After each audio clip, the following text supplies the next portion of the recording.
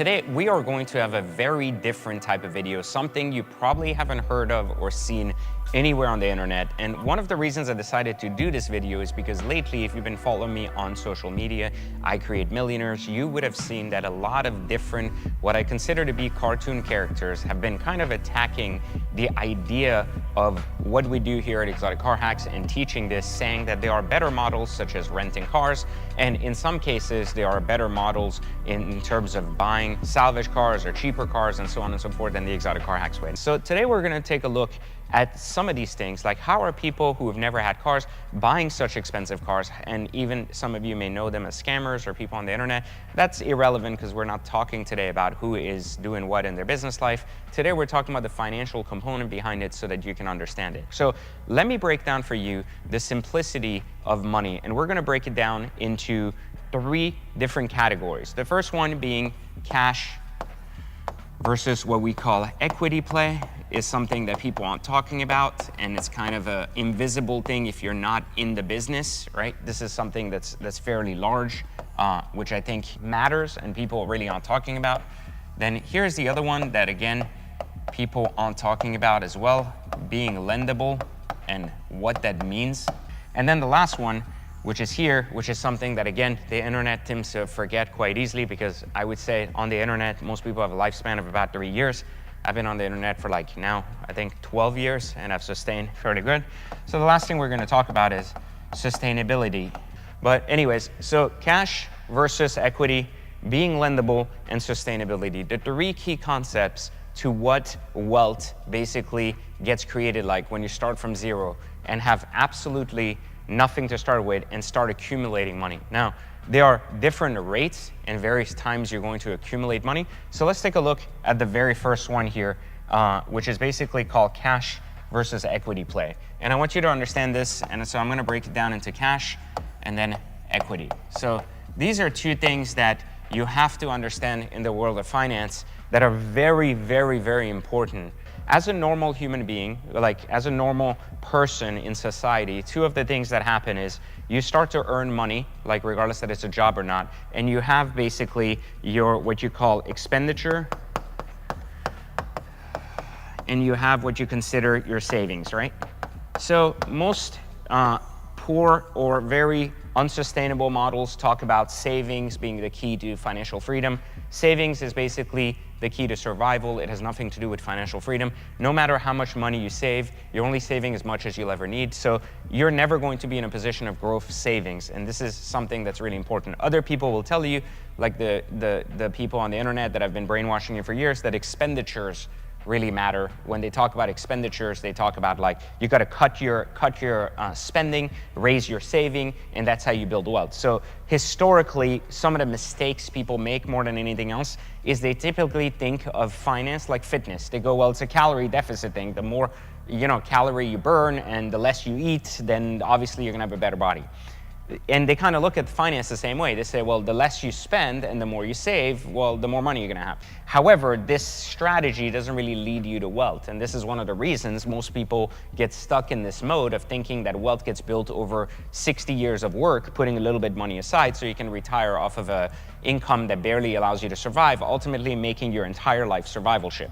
But then you go on the internet and you see these kids driving these super expensive cars and things, and you don't really understand how that's possible, that they haven't had 60 years of work to get to a place of having these things. So the whole argument about this is you just have to understand how media basically portrays this and why this matters. Now, the other part is, as a human, as you kind of evolve past this, you realize that wealth is built in asset management. And what that means is that as you earn money, the main point is not just to not spend money like they tell you, but instead invest money, right? I'm sure you've heard this from just about every influencer in the world. Why would you spend money on liabilities when you can invest in assets, right? This is the kind of the loss scenario that a lot of people talk about, but they don't really explain clearly. So let's understand what that means.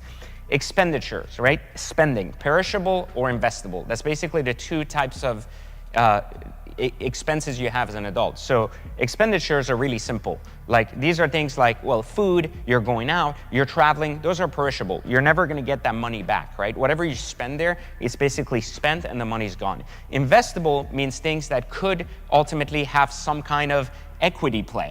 And here's where what they're not talking about is the correlation between investment and equity. This is what a lot of people on the internet are not describing, because this is like kind of more intelligent level stuff that most people will kind of bypass over their head because they don't understand what that means. And instead they want a one tagliner that says, you don't want to spend as much, you want to invest your money. Oh my God, I got to go invest. So let's break down here equity versus investment and why this matters. So when we talk about investment, the way we are geared to think, again, because of our stupidity in the media, is percent ROI.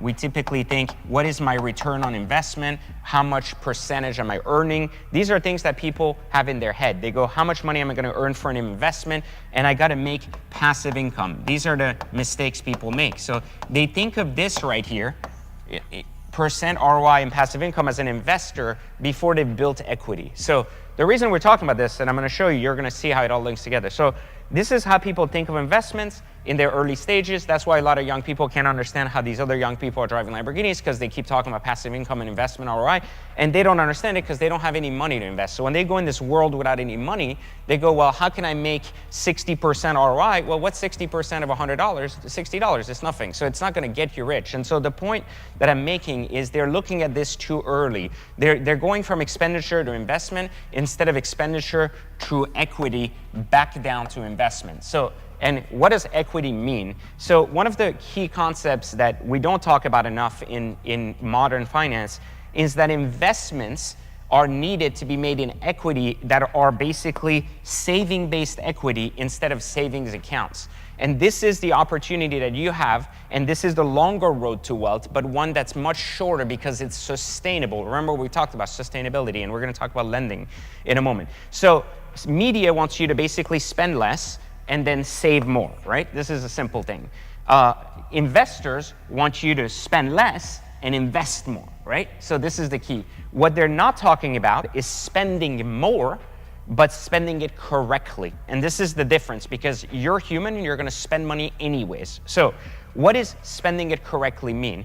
Well, this is the difference between cash and equity positions. So we're going to take an example of making a bunch of money, regardless of how much money you have, and we're going to use larger numbers to make it look like you can buy more things.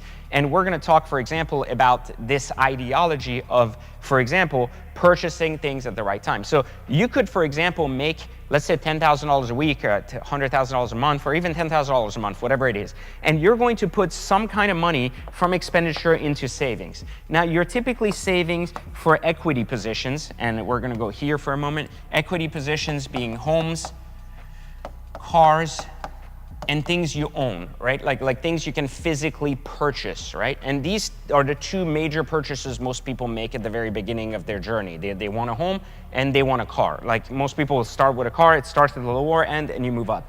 It is easier to get a car than to get a home. That is why it basically works that way. And most people need transportation to continue making money. So ultimately, car becomes the first stage of actually purchasing, which becomes one of your larger expenditures. Most people's car payment is significantly more than their grocery payment, et cetera, because they want a nicer car. But, you know, we talk at Exotic Car Hacks about how to make your savings account basically your car, and ultimately doing that. What we're not talking about, which we should be talking more of because it's very high level stuff, is to talk about the equity that you're building in the car by preventing you from spending the savings account. So there's a psychological component here.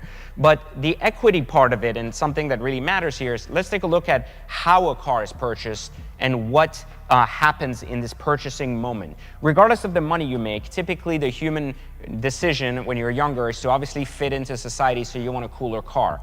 So in the earlier stages of growth, you typically look at how much car can I afford, and you typically look at this thing called a monthly payment, right? Okay, this is what we call a cash purchase. And what that means is that you're only looking at your cash in and your cash out. You're saying, how much cash did I make? How much cash can I shell out? So you're looking at this as an expenditure, right? You're not looking at an equity play. Where am I parking cash? You're looking at how much cash am I spending? Typically, you look at a down payment, and then you look at a cash, you know, like monthly payment. Now, what happens is at the end of purchasing this car, using it, you're usually in a negative equity position. You may have heard that. You try to sell your car in a year, you're in a negative equity position. So basically you owe more money and you have no equity in a car. All you have is basically the car itself and that's it. Like, and now you return the car, you owe even more money. You have to pay people to take it away from you instead of get some money back.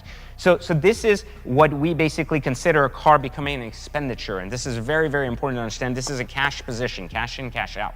Now, when you have bad credit, or you don't have, for example, the ability to hone in on credit, what happens is this is even higher, maybe 2 to 3 times what it would be for a normal person. So if you go to low to moderate income communities where people have not been taught about financial education, credit, Hispanic communities, Black communities, and so on and so forth, they typically don't understand this concept, and they're basically plagued with bad financial behavior from the past that basically leads in to this idea that they have to pay more for a car, higher interest rates, etc. This is statistically proven. It's not like my way of saying anything. Generally speaking, that's how it works. People pay more per payment, so that's why you have some friends that may have $700 payments on Nissans, and that may be like bizarre, and you have other friends that have $600 payments on BMWs. So, you know, this is where financial literacy comes in. But the point I'm trying to make here is basically you have these things, right, and your equity is non-existent. Now, the same can be applied, for example, for when you get richer, right, and you don't have credit and you make bad cash decisions. For example, let's say we're going to use a guy on the internet named Wes Watson, right? Wes Watson recently purchased what he considers to be a $5.5 million Bugatti Pure Sport, a fantastic car. Now, that you like him, that he's a scammer or not, this isn't the argument of this conversation. He purchased a $5.5 million Bugatti Pure Sport, or so he says in his videos, okay? It's an orange car, it's beautiful, etc. And he's saying he's paying somewhere around $60K a month, okay? This is just proving my point so you understand that even when you have a lot of money, it still retains the mentality of stupidity in the cash position. So when you have $5.5 million, you purchased a car, and you have $60K a month, right? So the majority of you may say immediately, well, he put, for example, this Wes Watson guy put maybe $2 million down, right? So he had to have money to put down. And then he obviously is paying $60K a month, so he has money. Okay, he has money, but he has no equity. This is still a cash play, and I'm going to tell you why. When someone purchases a $5.5 million Bugatti that's worth basically $3.8 million, they're putting themselves in a negative cash position immediately, where they're making a lot of cash. They're reinvesting this cash in so-called car. However, they're buying the wrong position. Now, what does that mean, they're buying the wrong position? Right away at the time of purchase, they're putting themselves at a $1.7 million deficit.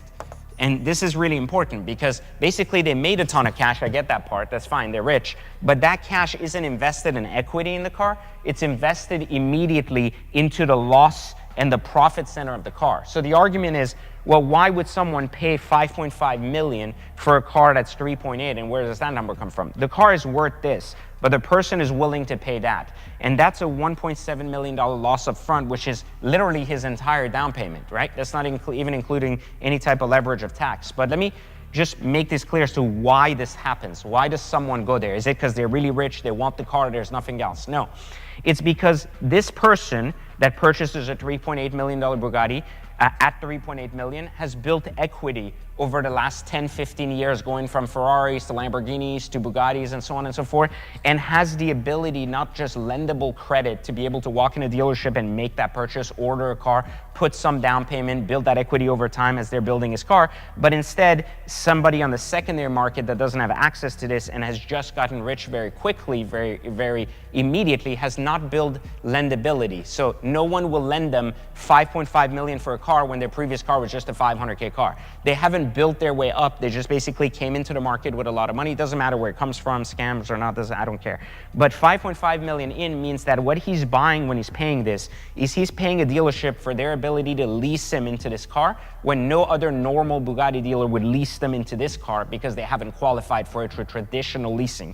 So these third-party leasing companies basically say, we'll just pay a lot, you put a lot of equity, we have very little to lose because we made $2 million up front, the dealer makes money, they make a huge amount of the $60K, you're building almost zero equity. So at the end of his playing with his car in a year, he's going to return his car, and again, he's going to be basically in a negative position where he's probably going to owe an extra 50 or 500 grand or whatever it is on this very same car, even though he's lost maybe for 10 months $60,000 and $2 million down. So not only he's lost $2.6 million in cash, but he's going to be in debt another $500K when he returns his car. That means that over the course of an entire an entire year of driving this car, he has lost a total of $3 million driving this car on the basis that he's never learned the equity game and he never was lendable like we talked about earlier. And we're going to go to lending in a second, but take a look at this. Like basically you're buying your cash position. So when cash comes into the game, right, it goes into the profit center of a dealer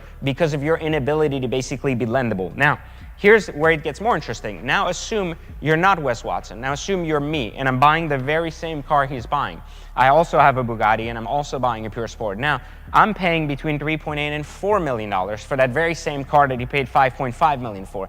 If I take the same $2 million down payment immediately and apply it here to this amount, my actual owed amount now is $1.8 million, right? That's how much I owe now on this very car. What I've built there is I've moved my $2 million into equity in the car. The car will always be worth $3.5 million, for example. So if the car is worth $3.5 million, that means that on day one, right, my real cash loss here could be maybe 300 or 400K, but the rest of my money, the rest of my 2 million, basically is going into the equity of the car instead of the cash loss of the car. This is a very important lesson in finance. If you don't understand how to move and park money, then all your cash is gone.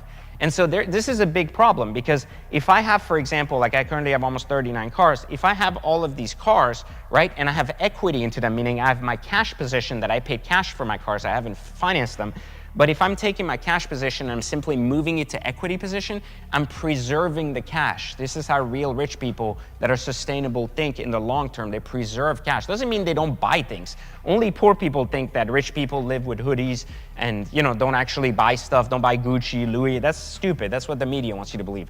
Reality is rich people buy and they actually park equity. And that's the most important aspect of this, is basically how can you park equity. So in this case, the same transaction leads to almost $1.7 million parked in equity versus $2 million to $3 million lost in cash, right? Now, this is really important, because if you want to understand what that means, to lose $3 million net in cash, you have had to make $5 million in order, after taxes, to basically have $3 million lost in cash. This is a big deal, guys. That means when you talk about a $3 million net loss, you're talking about a $5 million loss in earned revenue or earned cash. So this is a really big deal. This $5.5 million car ends up costing a guy $5 million of work, and he still has no Bugatti at the end. He has nothing. He has nothing in his hand, and he's basically alone with nothing to hold. So this is where a cash position basically disappears, right? So this is how, if you look at someone that buys it correctly, puts in the right down payment, the same down payment, but buys it at the correct price structure because they're lendable, they basically are able to build equity instead of lose cash. So this is how we think, basically, of all things. This is just a car scenario, but the same thing can be applied to other things like homes and everything else. So how does a home play into this very same model? Let me just show you. So in real estate, something very simple that we look at, if you take a look at, for example, real estate equity, this is the same. You could go, like if you were that individual right now, you could technically go and buy yourself something really, really interesting, such as you could buy a $1 million home, for example, and you could finance it on normal terms, and you would pay somewhere, actually, let's use a bigger number, actually, to make it even more aligned to reality of fake Instagram ballers. So you could buy, for example, a $5 million home, and that would look pretty decent everywhere. It would be a really nice looking home. And a $5 million loan would require you to have roughly about $1 million down, which is about 20%. You would need to qualify for that, so you can't go from 0 to 5 million. You would have to work your way up as long as you get sustainable income, right? So you would have that. You'd have $1 million down in equity, right? So this is equity here, right? It's not cash loss. But check this out. So now your house, you basically have a $4 million debt. Now every month you pay between, let's say, around, actually with taxes, somewhere around $40,000. So, you know, in Florida, for example, I'm in Florida, so you pay about $40,000 a month on a $5 million loan, right? Some of that, not that much of it, about 10,000 of it, goes to equity. So I think this is really important. This goes to equity, okay? So you have this basic like opportunity where about 10,000 of your payment minus your taxes, etc., goes to equity. So after a year, you basically have 100K plus your down payment here. So you have $1.1 million, right? And your loan is basically up to date. So you owe roughly about $3.9 million on your home. Yeah, it's not sustainable to pay this home off till the end, but after a year, you basically have $1.1 million in equity, okay? Now, however, if you're on the internet, obviously a $5 million home isn't that exciting. Second point to this, it's not just not exciting, but you also have to consider that if you're on the internet and have not been lendable, meaning you did not work your way up, someone who drives a Bugatti is not going to go and rent like a they're not going to go even rent a $5 million home, because that would be, insane. They have to look bigger. They have to look better. So what they're going to do instead, and they're not going to go take time, live in a $500K home, $1 million home, a $2 million home. They're going to say, well, you know what? I got all this cash. So what I'm going to do is I'm going to go get the biggest house on Star Island, and that costs $100,000 in rent. And you have like $200K in security deposit, but $100,000 in rent, and I'm going to live in it for 1 year because I'm going to create cool content on the internet. That means that, again, look at the same position. I'm $1.1 million in equity that I can reuse later for my next home when I go to $10 million home. He's $1.2 million in cash loss because you don't get any equity in your rent, right? Like, so basically you're paying someone else's equity, while right here for yourself, you're like, oh yeah, like I'm looking big on the internet, but you got $1.2 million of cash money that's basically gone, versus I have $1.1 million in equity. I just don't look as cool because you just rented a $10, $15 million house, and I live in a $5 million house. So it doesn't look as cool, but this is sustainable. This is not. So the argument, the difference here is that next 5-year cycle, I will go to a $10 million home and be in an equity position. This person will continuously be in a draining position because they're not building equity positions. Now, each time I upgrade my home, I'm going to take more equity position from my past parking of expenditures, and I'm going to move them into the next home. So the way you have to think about it is when I buy a $10 million home, right? I don't need to put an extra like $2 to $3 million down because I already have the $1 million built into this home. The value has increased in this home, which is an equity plus of real estate. So let's say by the time I sell my home at $6 million, I have $2.2 million down, right? That's now 10%. Remember, 2.2 million is 20% of 10 million. So now my down payment was created here. So my $10 million house basically has 20% down, no problem, because I built in equity in my previous home and I had equity from my expenditure.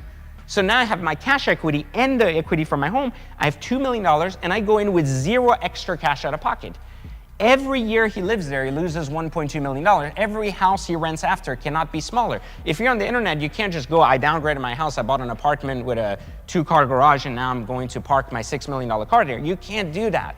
This is why this cash model is not sustainable, because it doesn't make you lendable. And so now let's talk about the second piece of this. Now that we understand cash versus equity, let's go into being lendable. So being lendable really matters. And this is the part that most people will kind of skip over because it's not fun, right?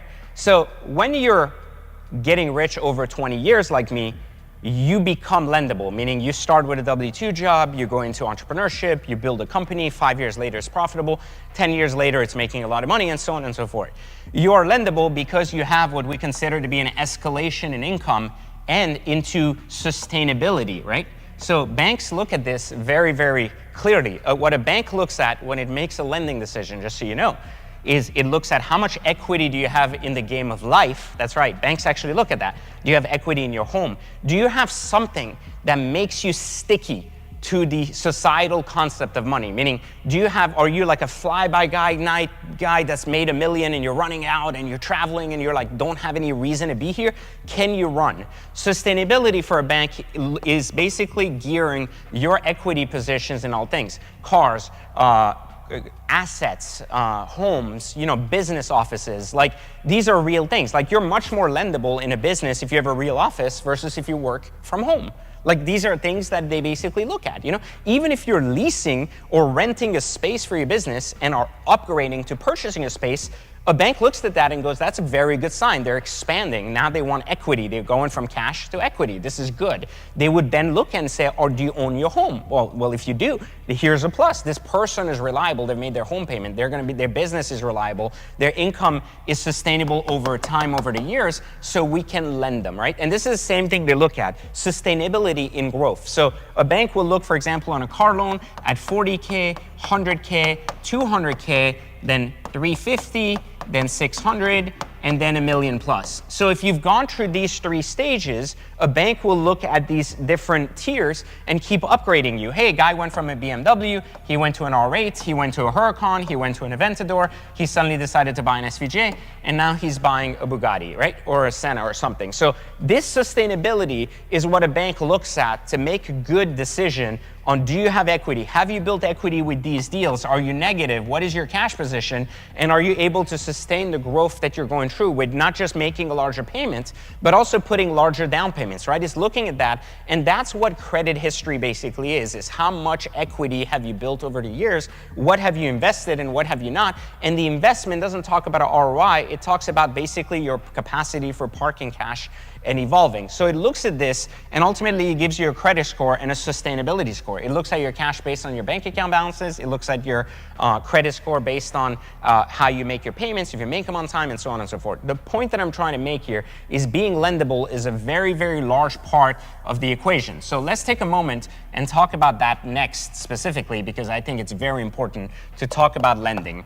So lending can exist in a couple of ways, and when you understand this, it's going to blow your mind as to why some people have much more than they claim to have and why this works or doesn't work. So lending is basically an institution saying, hey, on good faith and based on our records, then we are going to lend you money. So I just showed you how cars work. Homes work the same way. You first buy based on your income, your other debt, and it says you can afford up to 38% of this payment. So basically, the 38% of your debt to income ratio can be applied to a mortgage. So they basically look at that and they front load everything they can to say, hey, this person can afford this home, and based on your income that you can prove, because lending for a home is a lot more specific than lending for a car because of the ease of moving a car versus the kind of equity position homes take. So lending becomes one of these things where if you've built year-over-year growth, you're doing really well, and the bank is going to reward you for that and give you more money and more cash access because your business is doing better longer, and so on and so forth. Lending does not come in play when your business was making zero money last year and now your e-com store suddenly is making $200 million and you're netting $2 million.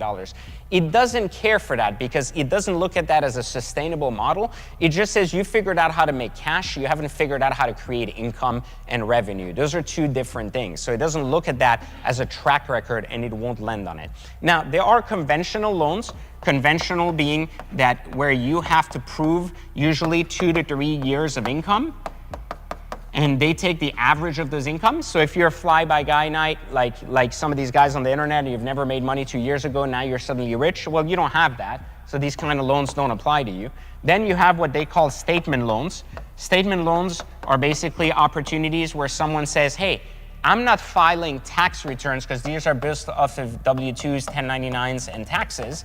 And they will say, well, I'm not filing these tax returns because I'm a really cool guy and I don't like to lose money on taxes, right? Who does? Who wants to pay taxes? But a lot of these guys, that's the last part of it, is the sustainability.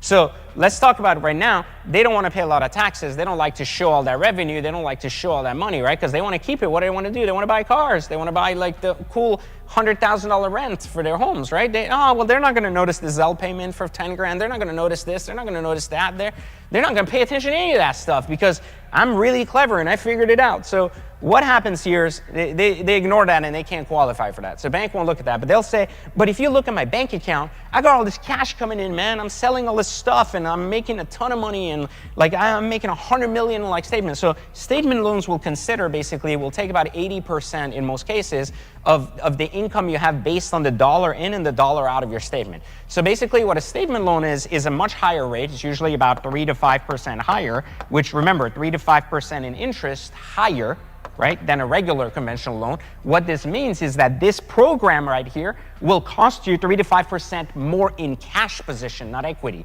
Remember, this is again a look at cash versus equity. You're losing cash here. You're not building equity. So that same loan right here is going to cost you 3 to 5% more, and you're basically now in a position where you're saying, look, I'm 3 to 5%, I have all of these things going on, and I'm paying more, but they're looking at 80% of my dollar in versus dollar out, right? So my dollar in versus dollar out equals maybe like 100K a month, right?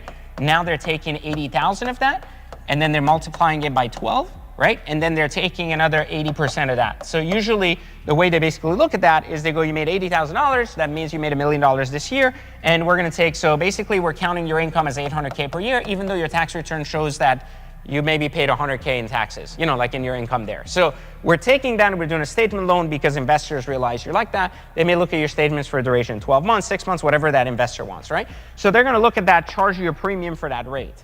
And as a reason, this is basically what we call the cheat way, when your business is very cash intensive or not really showing all of its income because you have heavy depreciation, things like that.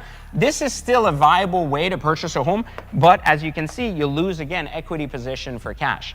Now, in the world of cars, you deal with the very same thing. You have conventional loans, where you go to your bank and say, I want to borrow money and I want to buy this car. You also have these things called leases, right? And most people, when they hear leases, they think, well, if I lease a car, I have a tax write-off, and they also think leases mean I can return the car. That isn't true. So there are two types of leases. There's open and there's closed leases. So open leases means that you basically pay in a lease format, so you mitigate the tax payment on the car itself, and it's much easier to get approved because you have a much, much larger down payment.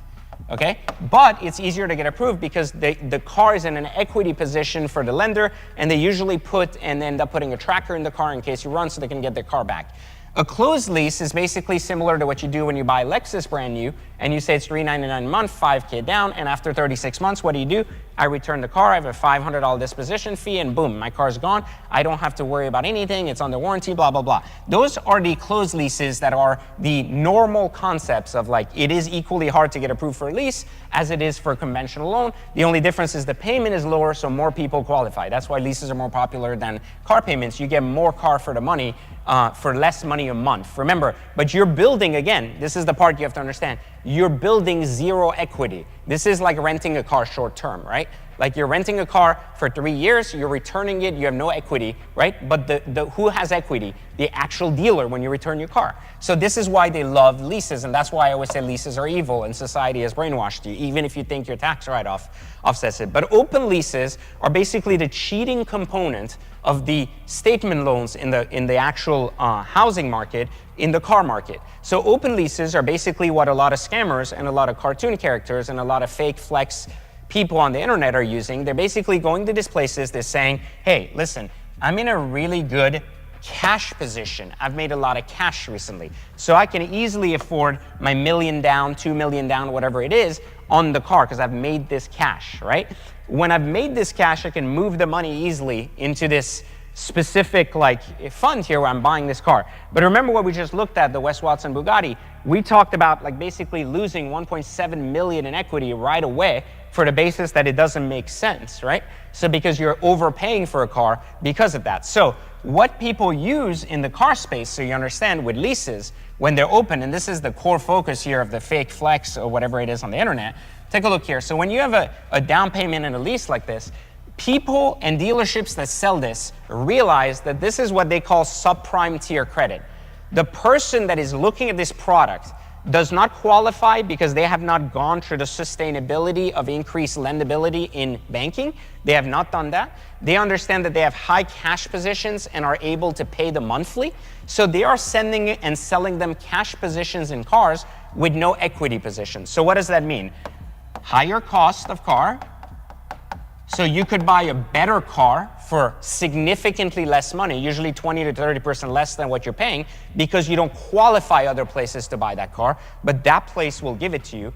High down payments that are gone to cash position, which means you have no equity again, and then high payments with low equity positions again. So what that means is that, again, you're buying the car as a short-term rental, except you can't return the car. And because you're not building equity, you have negative equity by the time you go sell the car. So because you bought an overpriced car, you put a ton of money down and everything else, and as soon as you don't make your payment, they basically repo the car. So this is the actual #1 way when you see people tell you that on the internet, they basically leased a Huracan by putting $100,000 down, and that's because they have cash. It's not. It's because they have cash in their business recently, and they basically don't understand how this game works, and it's unsustainable, but they're using that cash, overpaying for their car, putting themselves in a negative position for the flex. So this is so important to understand, because what it's doing is it's showing you it doesn't have to make sense. A person using Exotic Car Hacks could buy an actual Huracan with like 10K down, 15K down, because they're in a positive equity position and they're buying the right car at the right price. A person with an open lease, because they don't qualify, will have to pay significantly more, pay more of that profit to the dealer in a down payment, pay more of their monthly fee, end up paying a higher interest rate built into the lease, and ultimately end up in a very bad non-equity position on the car. Meaning that after they've pretended to be rich for 3 years, or 2 years, or a year, or however long they can afford to make that payment, they're losing all of that cash, and basically they're not. So let's look at the sustainability and why that matters as the last segment here, which matters a lot. And I don't want to keep you here too long because you're giving me your time and I appreciate that. So sustainability is also really, really important, because sustainability is your ability to be around 5, 10, 15, 20 years. And you know, one of the things that I never understood when I first moved to Florida is people told me, well, people in Miami have a lifespan of 5 years. So in my head, I'm like, what does that mean? Are they doing like, are they having sex without condoms? Are they gonna die in 5 years? You know, I don't understand what that means, right? I'm like, are they all mafia? No, what that really meant is they have a financial lifespan that basically goes 5 to 10 years, and that's it, or 0 to 5 years. Meaning they either have some money and basically burn out 5 years later because they're trying to live life up and keep it up and keep up with the Joneses, or they start with nothing, they make a ton of money really fast, and they basically burn down. So we talked about cash positions earlier, and I used specifically Wes Watson's car as an example here of a $5 million bad move, you know, on a car that was worth $3.8 million.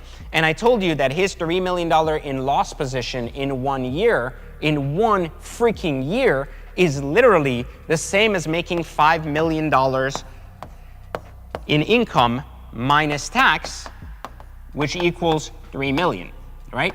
Now, this is just the car. And to be fair, let's say he also has rent, right? If you have rent at, let's say, 1.2 million for one house, and let's say, we'll use his words, this is on his own YouTube or his own Instagram where he talks about how much he pays for one house versus another. I don't know about the houses and if they're worth that or not, but these are rents, so it doesn't matter. This is 2 million, right, for rent a month.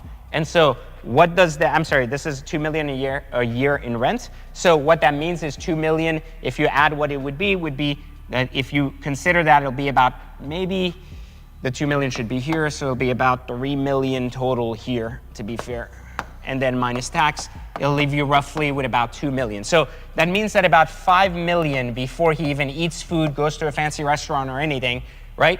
5 million right there in net spending. That's like about 400K a month, and roughly about 8 million right here, basically for just lodging and cars, right? Now, this is a serious amount, guys. Like, it takes a lot of business acumen to be able to generate this kind of net profitability, not including your foods or anything else, pre-tax every year for the next 10 years, right?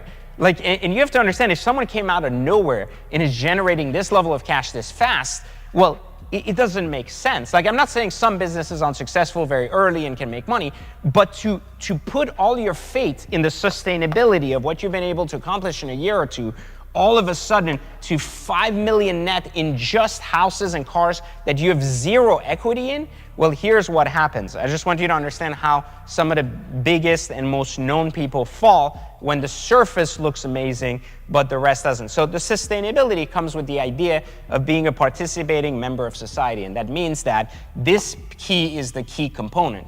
Now, what I mean by that is, if you're not factoring in the tax, it's a lot easier to sustain 5 million over 8 million, and this is what I'm saying. So if you think about, you're making, for example, 7 million a year, and you're not paying taxes or doing something, then it's easy to say, I'm gonna take 5 million of that and save 2 million.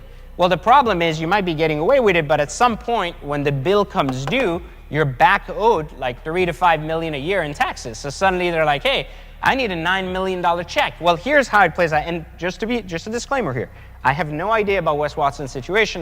This isn't a Wes Watson attack. I'm just making an example here of what happens to an influencer, assuming they do or don't pay their tax. So the tax here, that's I think is really important to pay attention to.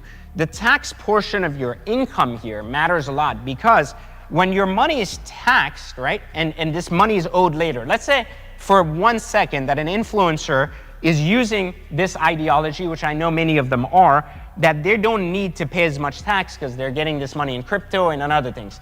They're not paying or putting away their tax, and their investable dollars, I just want to make a point here, their investable dollars here is not building equity. Their expenditure is to the roof. Their savings is down, and their expenditure is not going to equity.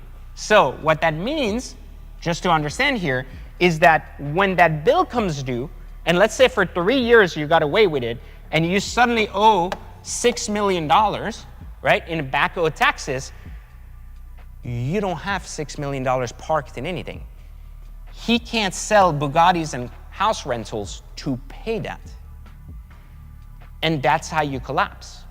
You see, let's say, for example, I have, which I wouldn't have at this stage, but let's say, for example, I have a $300,000 overnight emergency. And let's say, for example, that I'm just the worst planner in the world, and I bought all my cars and I have no money in my bank account. Let's just assume the worst possible, okay? I have a $300K emergency.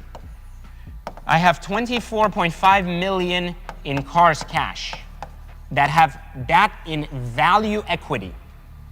I can bring that down $500K and free up $300K, and I no longer have an emergency. When you don't build equity, you don't have the ability to reuse money. So the money you used has gone and is perishable. So one of the things you have to understand in the whole concept here of this financial explanation of how money works is that this is what you need to understand if you want to get really rich, if you want to understand the difference between cash and equity position. And it's this word, sustainability.